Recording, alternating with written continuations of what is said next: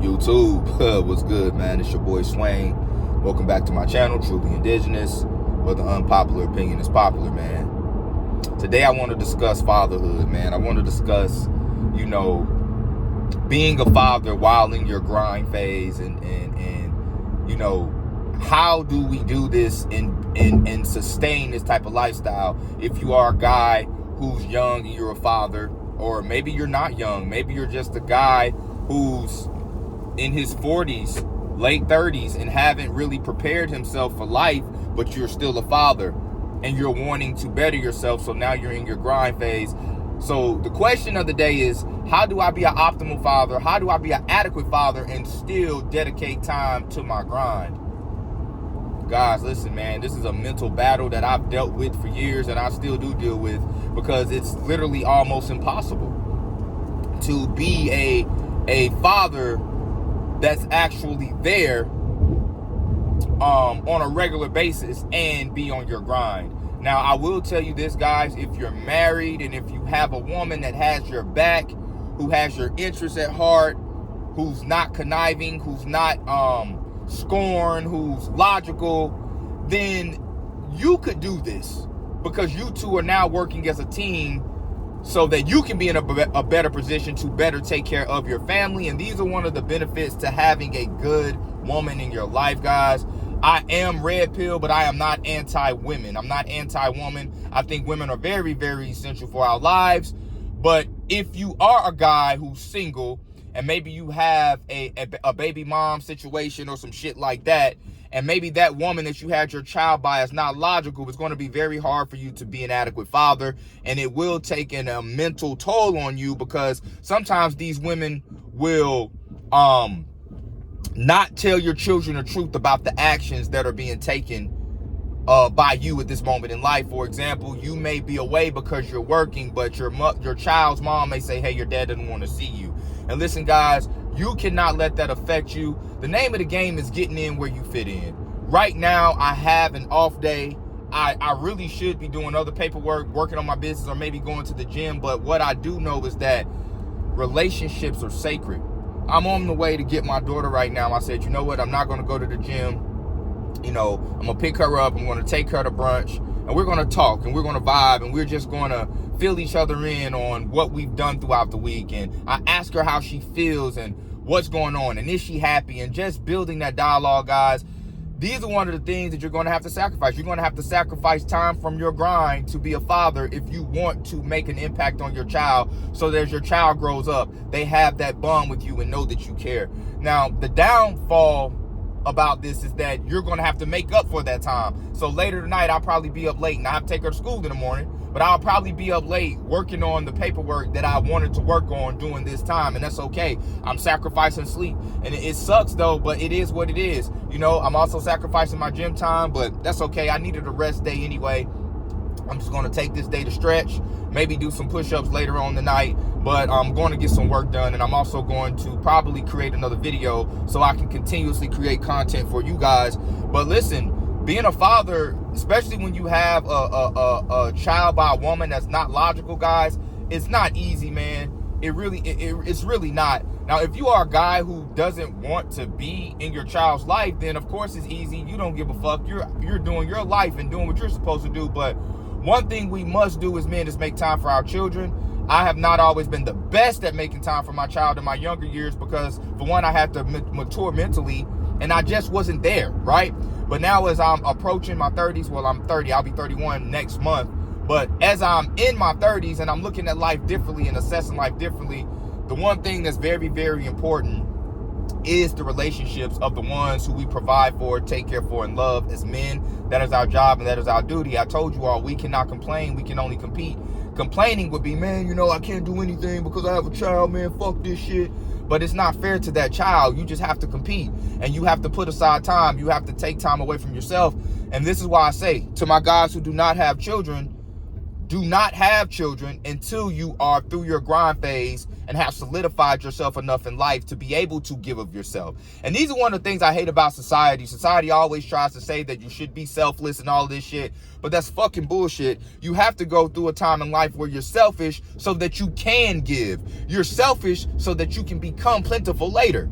And what society tries to teach you is that give of yourself all throughout your life. Yeah, see, I think that's bullshit, because how are you giving if you don't have anything to give? You have to go through a period of idle time where you're selfish, because listen, it takes time to build and become optimal as a man and to become the man that you want to be. In order for that to even exist, you have to take time to build.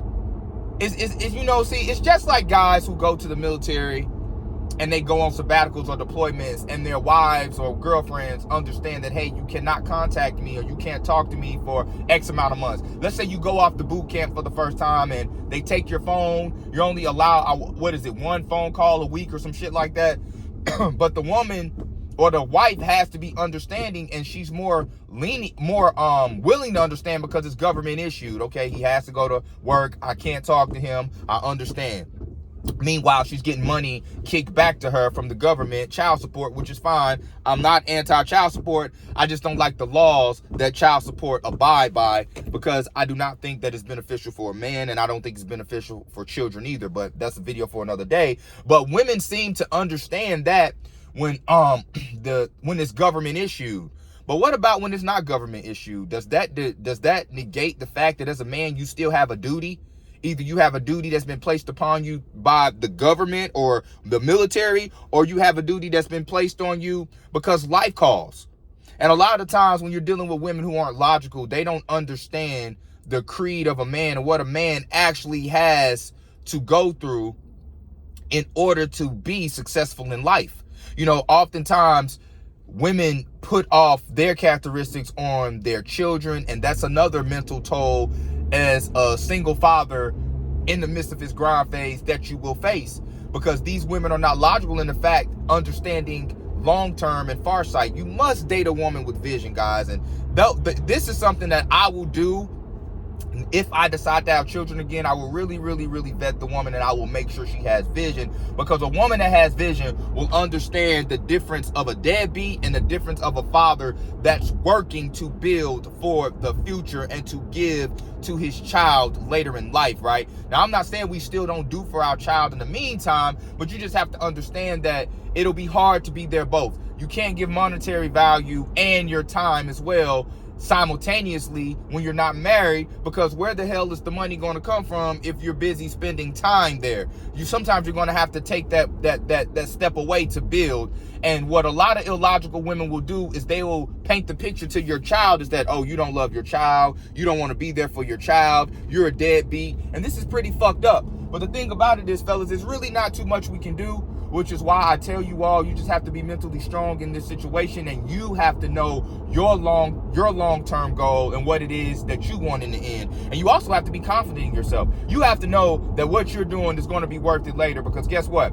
Your daughter or your son is not going to be 10 years old forever. It's not going to be 11 years old forever. They're going to grow up. They're going to be 15. They're going to be 16. They're going to need a car. They're going to go off to college, and they're going to need money. They're going to need you to help them move in. And if you are a guy who's been caught in the web of a scorned woman, you never were man enough to walk away from the situation to build, you're going to be doubly fucked. You're going to miss out while your child is young. Then your child's going to grow up and say, Dad, you were not there during these times. There were times when I wanted you to come to my games or my recitals and I didn't see you. What were you doing? And if you can say, hey, I was building and this is why I have this for you and you can do this, they'll understand. But if you don't have shit to say for it, to show for it, then you're doubly fucked. And this is why, guys, you cannot allow these scorned women that you date to cause you to feel the need to explain yourself, to cause you to take away from your purpose, to cause you to make yourself feel less of a man just because you're not there as often as they would like you to be. And a lot of times it's not even that they want you there, they just want to make your life a living hell because theirs is.